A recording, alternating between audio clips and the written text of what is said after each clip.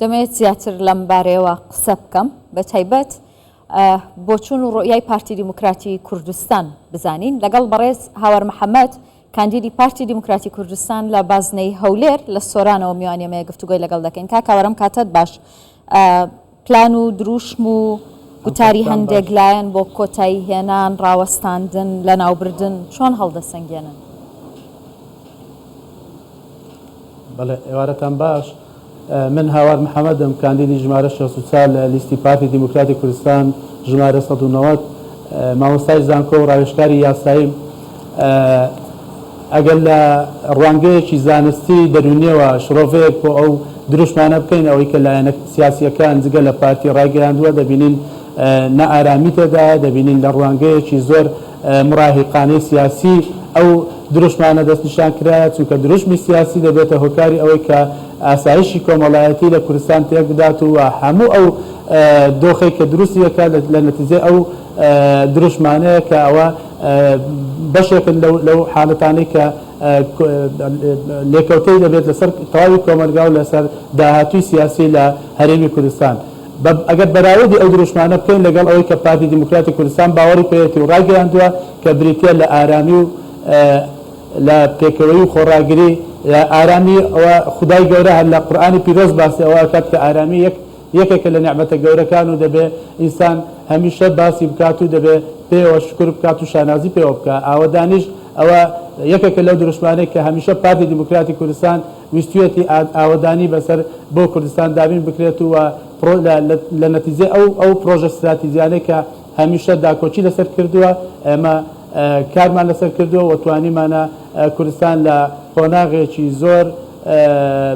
دواکەوتوب بینە خۆناغێکی پێشکەوتوتر کە ئێستا هەموو خەڵکی کوردستان و تەنانەت خەڵکی بیانی شاهدیمان بۆ دەدا پێکەوەی یەکێکە لەو خاڵانەی کە پارتی دیموکراتی کوردستان لە دروشمە سەرچیەکانی خۆی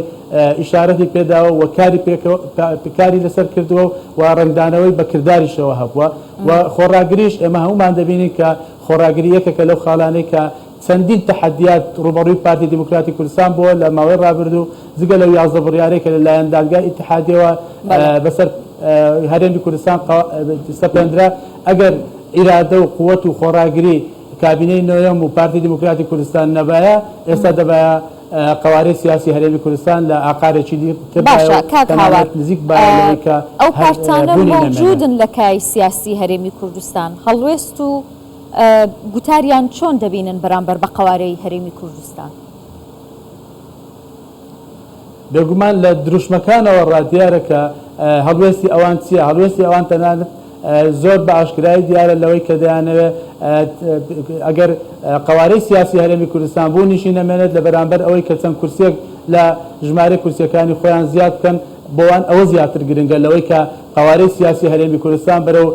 پێشکەوتنی زیاتر بچێت و خزمەتگوزاری بۆ زیاتر بۆ هاوڵاتیانی کوردستان دابین بکرێت ئەوە هەر درۆشم نییە کە ئەوان کاریان لەسەر کردووە بەڵکو بەکرداریش کاریان لەسەر ئەوە کردووە چونکە ئێمە هەمومان بینیمان لە ماوەی ڕابردوو کاتێک کە پارێزگاری کەرکووک لە ئۆپەراسیۆنێکی گوماناویدا تشکیل کرا بە چ شێوەیەک تشکیل کرا و لەسەر حسابی ئەوە بوو کە ئەگەر بێت و ئەو اتفاقی سیاسی کە ئەوان بەرزەستەیان کردووە و اتفاقیان لەسەر کردووە چەند ساڵێکی کە بەردەوام بێ کورد لەوانەیە ڕێژەی کورد لە کەرکووکدا بێتە لە 115 و لە 110. بەڵێ باشەکە کاوەریەوە دەزانن کە هەڵبژاردن و بەژۆندی پارتە سیاسیەکان لە ژێرەوەی ئەزمموی هەرێمی کوردستانن ئێستا چۆن ئەم ئەزمونە بپارێزرێت؟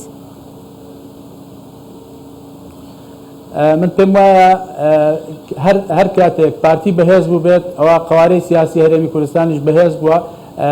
پێویستە خەڵکی کوردستان و دانیشتوان و دەنگدەرانی کوردستان درک بەوە بکەن کە پاڵپشتی پارتەکەی خۆیان بن و پاڵپشتی جەنابی سەرۆک بارزانی بکەن لەوەی کە بتوانن بەشداری لە پرۆسەی دەنگدان بکەن و دەنگ بە پارتی دیموکراتی کوردستان بدەن بۆ ئەوەی دوا ڕۆژی خەڵکی کوردستان و ئایندەی ئەو وڵاتە ڕۆشنتر بێت و بە زیاتر بەرەو پێش بچێت چونکە پارتی دیموکراتی کوردستان زەمانەتی مانەوە و بەهێزترکردنی کوردستانە. باشە کاکاواریانی ئێستا خۆتان دەزانن بارودۆخی ڕۆژهەڵاتی ناوەڕاست لە نێو ئاگردا گردەگرێت پێتان وایە کە پارتە سیاسیەکان بە پێم هەلو مەرجە ڕەفتار دەکەن ئێستا؟ نەخێر بێگومان لە دروشمەکانەوەدا دیارە کە ئەگەر سەیری دروشمەکانیان بکەین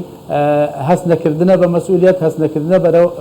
بەرامبەر ئەو دۆخە سیاسیە کە لە ئاستی دنیادا و بە تایبەتیش ئەوەی کە لە دەوروبەری ئێمە دەگوزارێت ئەو شەڕەبێکە لە نێوان رووسیا ئۆکرانیا بەڕەوە دەچێت ئەو شەڕەبێکە بە شێوەیەکی نیمچە ڕاستەوخۆ لە نێوان ئێران و ئیسرائیل بەڕێوە دەچێت ئەوە کاردانەوەی زۆر ڕاستەوخۆی بەسەر دۆخی سیاسی هەرێمی کوردستانیش دەبێت بۆیە پێویستە هەموو لایەنە سیاسیەکان درک بەوە بکەن و ئاسایشی کوردستان و دوا ڕۆژی کوردستان لەبەرچاو بکرن لە جیاتی ئەوەی کە دروشمی وە بخەنە ڕووکە ئاسایشی کۆمەڵایەتی و دۆخی سیاسی هەرێمی کوردستان و ئەمنیەت و ئاسایشی کوردستان لەبەرچاو نەگیرێت. زۆر سپاس دەکەم بەڕێز هاوار محەممەد کاندیدی پارتی دیموکراتی کوردستان لە بازنەی هەولێر.